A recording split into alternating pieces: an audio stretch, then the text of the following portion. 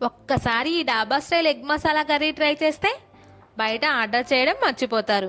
అంత రిచ్గా, స్పైసీగా, ఫుల్ మసాలా ఫ్లేవర్తో ఈరోజు మీకోసం తయారు చేస్తున్నాను. మరి ఆలస్యం చేయకుండా రెసిపీని స్టార్ట్ చేద్దాం. ముందుగా మనం ఎగ్స్ని బాగా కడిగి కొద్దిగా ఉప్పు వేసి నీళ్ళల్లో ఉడికించుకోవాలి. ఉప్పు వేయడం వల్ల ఎగ్స్ ఉడికిన తర్వాత వాటిపైన పొట్టు చాలా ఈజీగా వస్తుంది. ఎగ్స్ బాగా ఉడికిన తర్వాత నీళ్ళ నుంచి తీసి పూర్తిగా చల్లారనివ్వాలి. ఇప్పుడు ఎగ్స్కు ఉన్న పొట్టును జాగ్రత్తగా తీసేసి పక్కన పెట్టుకోవాలి. ఎగ్స్ పగలకుండా నెమ్మదిగా పొట్టు తీస్తే చూడడానికి కూడా చాలా బాగుంటాయి. ఇప్పుడు ఉడికించిన ఎగ్స్కి చిన్న చిన్న ఘాట్లు పెట్టుకోవాలి. ఇలా ముందుగానే ఘాట్లు పెట్టడం వల్ల తర్వాత ఫ్రై చేసినప్పుడు, గ్రేవీలో వేసినప్పుడు మసాలా లోపల వరకు బాగా చేరి ఎగ్ మసాలా కర్రీ మరింత రుచిగా ఉంటుంది. తర్వాత ఒక కడాయి పెట్టుకొని అందులో కొద్దిగా నూనె వేసుకోవాలి.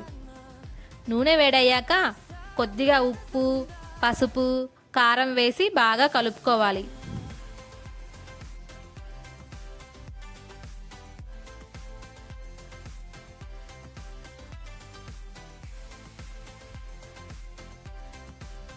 ఇప్పుడు ఉడికించిన ఎగ్స్ని ఇందులో ఒక్కొక్కటి నెమ్మదిగా వేసుకోవాలి. ఇలా ఉడికించిన ఎగ్స్ని ఇందులో వేసి అన్ని వైపులా గోల్డెన్ కలర్ వచ్చేలా నెమ్మదిగా ఫ్రై చేసుకోవాలి. ఇలా ఫ్రై చేయడం వల్ల ఎగ్స్కు మంచి రంగు వస్తుంది. అంతేకాదు తర్వాత గ్రేవీలో వేసినప్పుడు మసాలా కూడా బాగా పట్టి తినడానికి చాలా రుచిగా ఉంటుంది. ఎగ్స్ బాగా ఫ్రై అయిన తర్వాత వాటిని తీసి ఒక ప్లేట్లో పక్కన పెట్టుకోవాలి.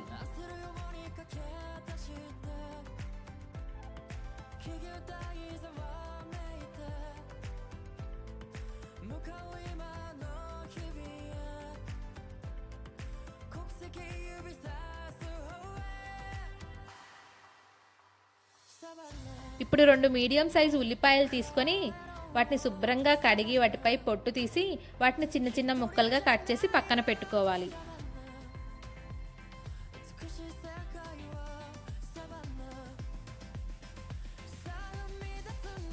అలాగే 3 పచ్చిమిర్చిలను కూడా చిన్న చిన్న ముక్కలుగా కట్ చేసి పక్కన పెట్టుకోవాలి. ఇప్పుడు అదే కడాయిలో మిగిలిన నూనెలో ఈ ఉల్లిపాయలు, పచ్చిమిర్చిలను వేసి మీడియం ఫ్లేమ్ మీద బాగా వేయించుకోవాలి. ఉల్లిపాయలు గోల్డెన్ కలర్ వచ్చే వరకు వేయిస్తే గ్రేవీకి చాలా మంచి రుచి వస్తుంది. ఇవి బాగా వేగిన తర్వాత స్టవ్ ఆఫ్ చేసి కొద్దిగా చల్లారనివ్వాలి. వేడిగా ఉన్నప్పుడే గ్రైండ్ చేస్తే మిక్సీలో ఆవిరి ఎక్కువ అవుతుంది కాబట్టి కొద్దిగా చల్లారనివ్వడం మంచిది. ఇప్పుడు మిక్సీ జార్ తీసుకొని అందులో వేయించిన ఉల్లిపాయలు, పచ్చిమిర్చి వేసుకోవాలి. అవి వేసుకున్న తర్వాత కొద్దిగా జీడిపప్పు కూడా వేసుకోవాలి.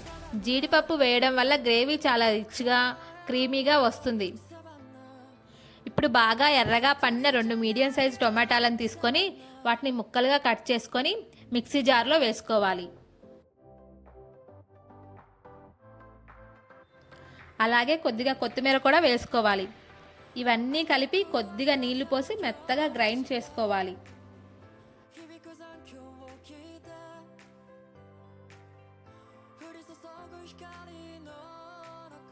చూడండి, ఇలా మనకు ఒక స్మూత్ పేస్ట్ రెడీ అయింది. ఈ పేస్ట్నే మన కర్రీకి బేస్గా ఉపయోగించుకోవాలి. ఇప్పుడు మళ్ళీ అదే కడాయిని స్టవ్ మీద పెట్టి కొద్దిగా నూనె వేసుకోవాలి. నూనె వేడయ్యాక ఒక బిర్యానీ ఆకు, 2 దాల్చిన చెక్క ముక్కలు, 2 లవంగాలు, 2 యాలకులు వేసి తాలింపు వేసుకోవాలి.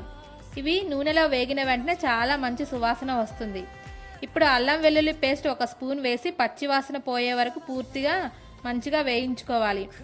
ఈ స్టెప్ చాలా ముఖ్యమైనది. పచ్చివాసన ఉంటే కర్రీ రుచి తగ్గిపోతుంది. ఇప్పుడు మనం గ్రైండ్ చేసి పెట్టుకున్న పేస్ట్ని ఇందులో వేసుకోవాలి. మసాలా చిమ్మకుండా మధ్య మధ్యలో కలుపుతూ మీడియం ఫ్లేమ్ మీద ఉడికించుకోవాలి.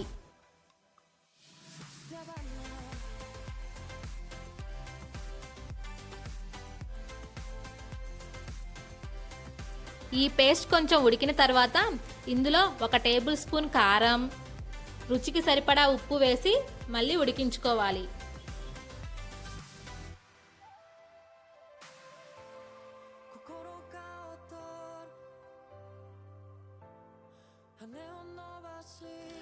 కొద్దిసేపటి తర్వాత ఇందులో పెరుగు వేసుకోవాలి. పెరుగు వల్ల గ్రేవీకి మంచి టేస్ట్, లైట్ క్రీమీ టెక్స్చర్ వస్తుంది. పెరుగు వేసిన తర్వాత వెంటనే బాగా కలుపుతూ ఉండాలి, లేకపోతే అది విడిపోయే అవకాశం ఉంటుంది.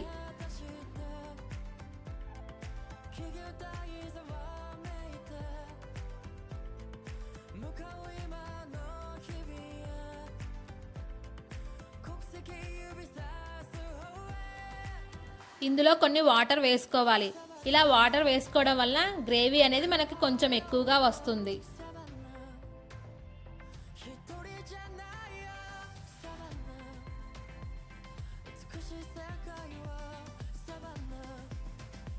మూడు నిమిషాలు ఉడికించుకున్న తర్వాత అందులో 1 టేబుల్ స్పూన్ ధనియాల పొడి, 1 టేబుల్ స్పూన్ గరం మసాలా వేసి మళ్ళీ ఒక 3 మినిట్స్ పాటు ఉడికించుకోవాలి.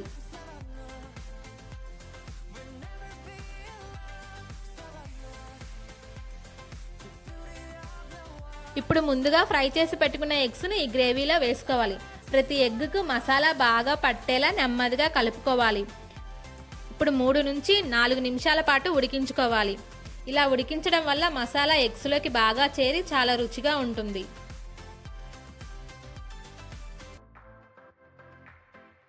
చివరిగా కొద్దిగా కొత్తిమీరను తీసుకొని కట్ చేసుకొని వాటిపైన వేసుకోవాలి. ఇలా కొత్తిమీర వేసుకున్న తర్వాత కడాయి మీద మూత పెట్టుకోవాలి.